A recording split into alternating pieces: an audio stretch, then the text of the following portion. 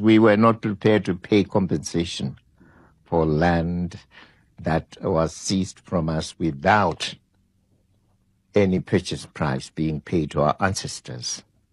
So it was the obligation of the British to find money and compensate their kith and kin who were owners, legal owners of our land. We refused completely to carry that burden. America was prepared to fund the land reform program. And if our funds and those of Britain were put together, you would have an adequate fund. That is what happened at Lancaster, and this is how the deadlock was broken.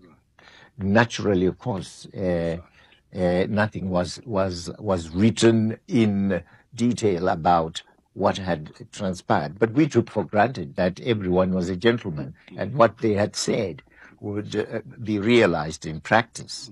And that's how we proceeded. You see, this is how the British do it: sly and cunning and undependable in the extreme. Well, unfortunately, Carter lost the election that followed a year or two afterwards, after Lancaster, and in came Reagan.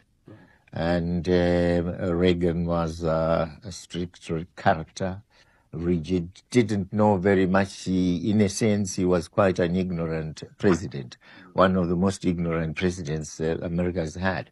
Because each time he spoke to you, and I happened to have been invited by him, you know, unless he had got the information on his cards in advance, and he could read the card and answer you, his people would say, oh no, he cannot answer that question, and so on and so forth.